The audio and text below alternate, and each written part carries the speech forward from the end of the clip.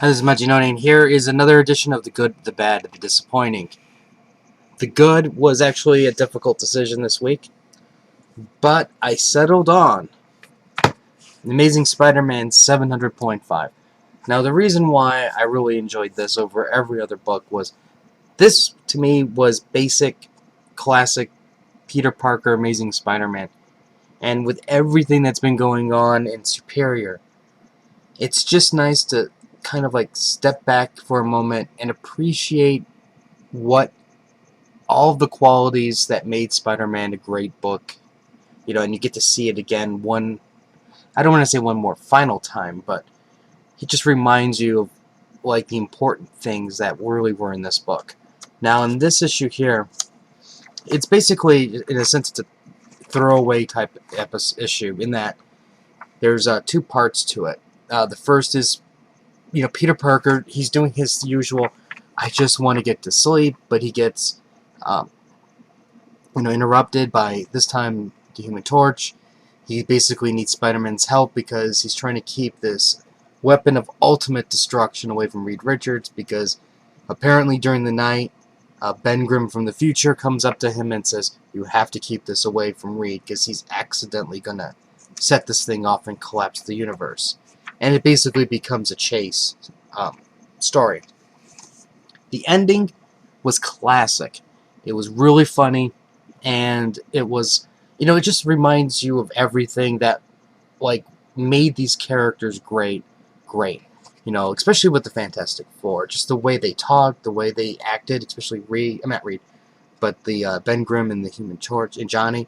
That was, it was just like everything. This is what like comics used to be like, when they didn't have this like over the top, the Earth is going to be destroyed if we don't save it type attitude.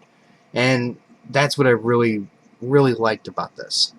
Now, the second part to the story was another one of those, I guess you can say, um, with great, power comes great responsibility type things. Because basically what this story here is, Peter Parker, or Spider-Man, interrupts a robbery, and this young kid basically attempts to save Spider-Man's life and gets shot in the process. And it's the story of the dialogue basically between Peter and this young boy, and it reminds Peter, it's kind of like, well, granted, like, you do a lot of good, and every once in a while somebody gets hurt, but that doesn't mean you stop type thing.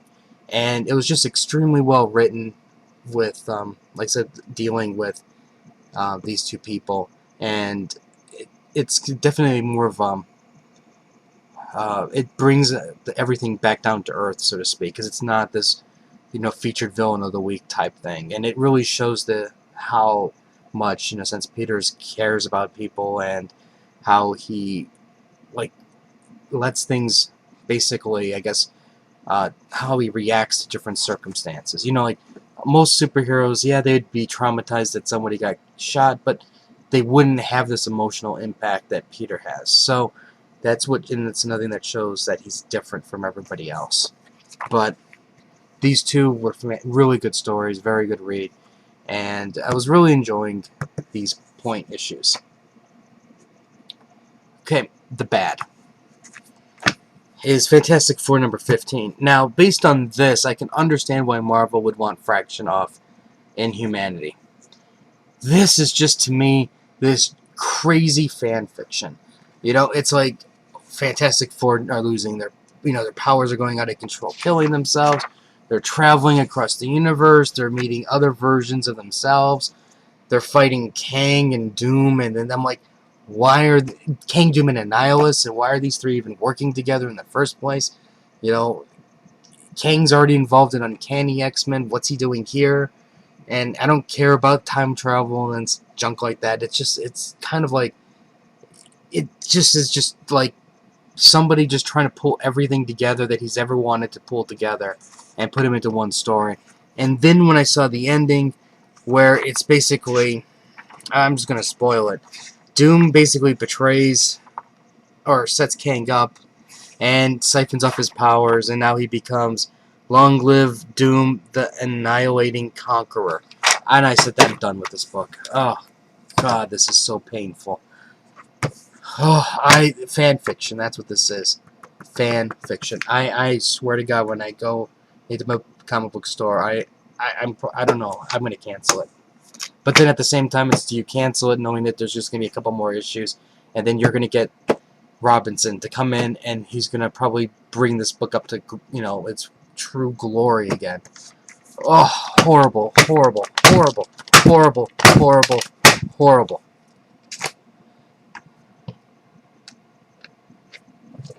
Hannibal Lecter would not eat that comic.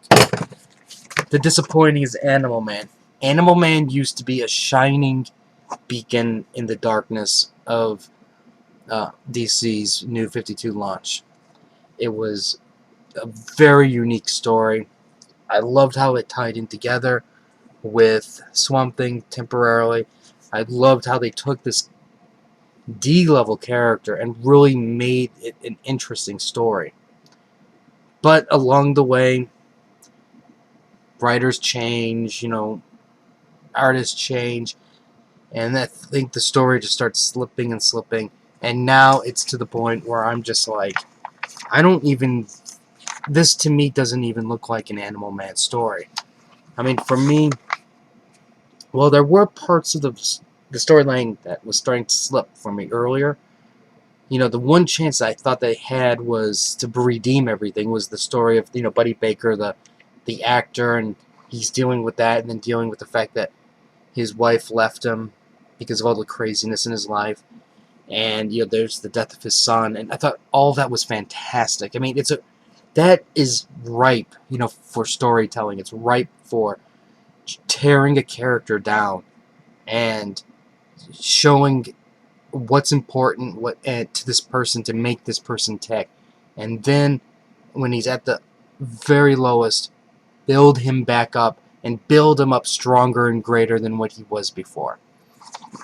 Now, granted, that's what they might be doing here, but when you're looking at this vegetable, like, veiny alien, and you're dealing with Brother Blood, and then you're dealing with the Red, and how Brother Blood just, you know, taking over the Red, and all these people are getting killed, and I'm just like going, this is nothing. I mean, what you've done is you've taken the human side of this book, everything that mattered to this character, you've carved it out, thrown it away, and replaced it with this nonsense.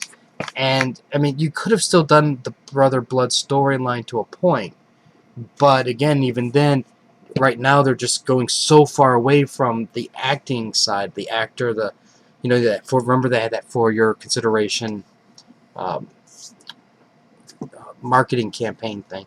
You're so far away from that now that if you try to put it back in, it's gone. And I realized, too, that they kind of started to patch the relationship up between Buddy and his wife, but it was done in such a fake way that it was convenient for that story. There was no true growth, no true retribution, no true wanting to see these two people work together to, you know, get that relationship again. It was just more like, okay, we got to get from A to B to C, so this way we can get this issue out, and this is what it looks like. And to me, you know, it's like they know that they're getting canceled, so they're just kind of going crazy versus telling a compelling story. And that's why this is my disappointment. And yes, this is even a bigger disappointment over the Ultimate X-Men. So that should say a lot. I'll have more reviews later. Let me know what your good, the bad, your disappointing is. Actually, you know what? I'll give you a code. No, I can't give you that code. I'll give you this code.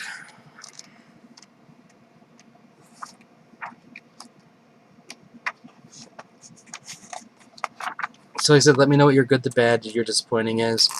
Like the Facebook link. I do the Crunchyroll anime reviews.